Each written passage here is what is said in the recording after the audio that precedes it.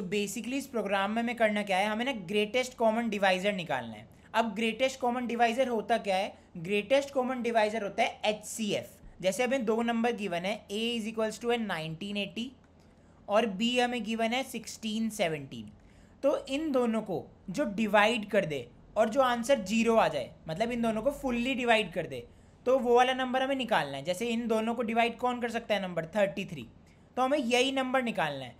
तो मतलब greatest common divisor होता क्या है, जब हम HCF निकालते हैं ना, हाईएस्ट कॉमन फैक्टर, तो वही होता है GCD। ठीक है, अब इसको करेंगे कैसे, तो इन्होंने बोला है ये एल्गोरिथम फॉलो करके आपको GCD निकालना है। ठीक है, तो ये एल्गोरिथम कैसे हो रही है काम, वो देख लेते हैं। सबसे पहले स्टेप 1 में क्या हो रहा है, स्टेप 1, तो स्टेप 1 में क्या हो रहा है, स्टेप 1 में हम A को डिवाइड कर रहे हैं B से। तो यहाँ पे क्या कर रहे हैं, हम A को डिवाइड कर रहे हैं B से। देखो A को हम यहाँ पे डिवाइड कर रहे हैं B से, तो इसको हम एक इंटीजर वैल्यू में ले लेते हैं। जैसे इंटीजर ले लिया हमने div, ठीक है, div is equals to A divided by B। तो A डिवाइडेड बाई B करेंगे 1980 डिवाइडेड बाय 1617, तो कितना आएगा, ये 1 आएगा। तो हमारा div में क्या आ गया, div में हमारी वैल्यू आ गई 1। ठीक है, अगला क्या बोला इन्होंने, इन्होंने बोला कि हमें A में से माइनस करना है div मल्टीप्लाई विद B। तो हमें एक फॉर्म आगे और बताया इन्होंने बोला कि हमें एक आंसर ले लेते हैं, एक int answer is equals to A minus, क्या माइनस करना है, div, जो ये आंसर आया था ये वाला, मतलब div आया था जो, तो यहाँ पे हमें करना है A minus div multiply with B। देखो यहाँ पे क्या है 1617, मतलब B की वैल्यू थी ना हमारी 1617, तो यहाँ आएगा A minus div multiply with B। ठीक है, तो देखो करके देखते हैं, यहाँ पे आएगा 1980 माइनस 1 मल्टीप्लाई विद 1617, तो कितना हो जाएगा, 1980 माइनस 1617। जब इनको मल्टीप्लाई करेंगे 1617 आएगा, तो आंसर में क्या आ जाएगा, आंसर में आ जाएगा इन दोनों को माइनस करके 363। तो यहाँ पे आ गया हमारा आंसर में 363। ये हो गया हमारा स्टेप 1। देखो यहाँ पे स्टेप 1 तक यही था, स्टेप 1 में ये हो रहा था। इसके बाद क्या करना है, अगले स्टेप में क्या करना है, देखो A की वैल्यू और B की वैल्यू चेंज हो गई, तो हमें अपडेट करनी पड़ेंगी A और B की वैल्यूज़। तो देखो यहाँ पे किससे अपडेट करेंगे वो देख लेते हैं। तो देखो स्टेप 2 आएगा यहाँ पे, स्टेप 2, यहाँ पे हमें क्या करना है, A की वैल्यू को अपडेट करना है किससे, B की वैल्यू से। देखो 1617 से अपडेट करना है, मतलब B से अपडेट करना है। A को हमने B से अपडेट कर दिया, और B को किससे अपडेट करना है, B को अपडेट करना है हमें किससे, 363, मतलब जो ये आंसर आया था पहले। तो यहाँ पे हमें करना है B is equals to answer. अब सेम जो हमने यहाँ पे फॉर्मूले थे, जो हमने यहाँ पे किया था, वो दोबारा हमें नीचे करना है अब अगले स्टेप में। देखो यहाँ पे क्या किया था हमने, वो देखते हैं। div is equals to A divided by B, div is equals to A divided by B, और क्या करना था हमें, answer is equals to A minus div multiply with B। चलो कर लेते हैं। तो A डिवाइडेड बाई B कितना हो जाएगा, A क्या है हमारा यहाँ पे, A अपडेट हो गया B से, मतलब 1617, और B आंसर से अपडेट हुआ 363। ठीक है, तो A डिवाइडेड बाई B कितना हो जाएगा, 1617 डिवाइडेड बाई 363, 1617 डिवाइडेड बाई 363। तो देखो कितना आ जाएगा, ये यहाँ पे आ जाएगा 4 आ गया, तो यहाँ पे आ जाएगा 4। तो div में हमारा क्या आ गया, div में आ गया यहाँ पे हमारा 4। आंसर में क्या आएगा, आंसर में आएगा A माइनस div, तो मतलब 1617 माइनस div की वैल्यू 4 आई है, तो 4 मल्टीप्लाई विद B की वैल्यू है 363। तो देखो इसका आंसर क्या आएगा, यहाँ पे इन्होंने दे रखा है यहाँ 165, तो इसका आंसर आएगा 363 मल्टीप्लाई विद 4 करेंगे और उसको माइनस कर देंगे 1617 में से, तो कितना आएगा 165। तो आ गया 165। अब नेक्स्ट स्टेप पे चलते हैं, स्टेप 3 में क्या होगा, फिर से A is equals to B और B is equals to answer. तो B की वैल्यू क्या आती है यहाँ पे 363, तो A अपडेट हो जाएगा 363 से, और B में क्या आएगा जो ये आंसर आया 165, तो यहाँ पे आ गया 165। अगेन ये वाले हम करेंगे, div is equals to A divided by B और answer is equals to A minus div multiply with B। तो A में क्या है, A में देखते हैं यहाँ क्या है, 363 डिवाइडेड बाई 165 कितना आएगा, यहाँ देख लेते हैं 2 आएगा। तो यहाँ पे आएगा div में आ जाएगा 2। अब आंसर निकाल लेते हैं, आंसर आएगा 363 माइनस 2 मल्टीप्लाई विद 165। तो इसका आंसर कितना आ रहा है, इसका आंसर आ रहा है 33। तो यहाँ पे आ रहा है 33 इसका आंसर, ठीक है। अब नेक्स्ट स्टेप होगा, नेक्स्ट स्टेप में क्या होगा, step 4 a is equals to B और b is equals to answer होगा।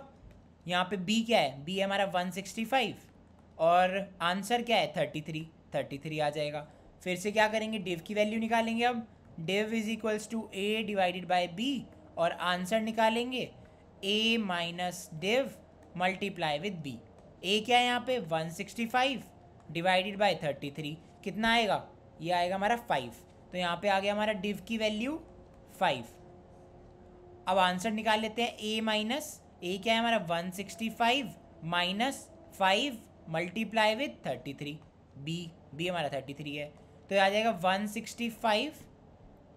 165 माइनस के 33 इंटू 5 165 ही होता है।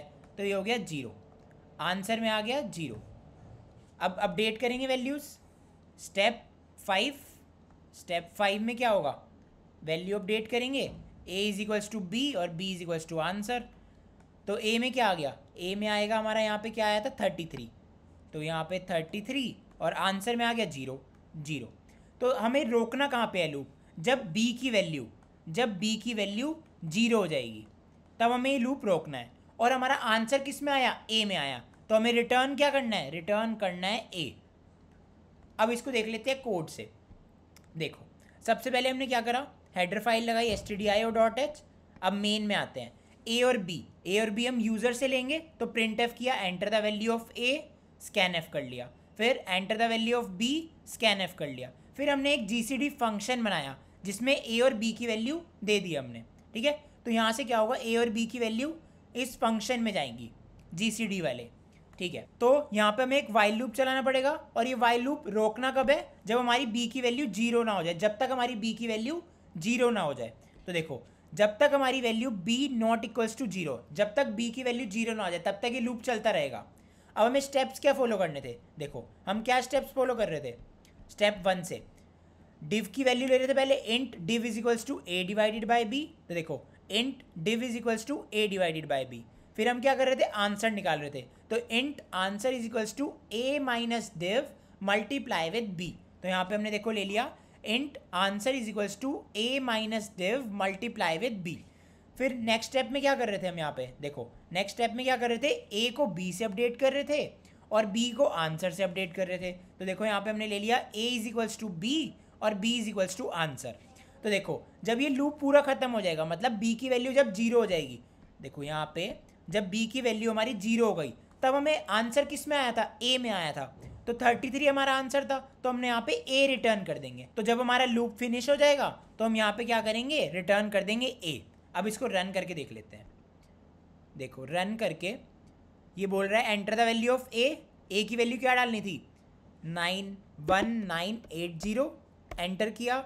b की वैल्यू 1617, एंटर किया। तो देखो GCD आ गया 33। मान लो यही चीज़ हमें ना पॉइंटर की हेल्प से करनी है, तो हम क्या क्या चेंजेस करेंगे। देखो सबसे पहले तो हम यहाँ पे एक वेरिएबल ले लेंगे int answer is equals to 0 और हम क्या करेंगे, इस फंक्शन में हम इसका एड्रेस पास कर देंगे इस आंसर का, ठीक है। तो यहाँ पे हम क्या करेंगे, आंसर का एड्रेस पास कर देंगे।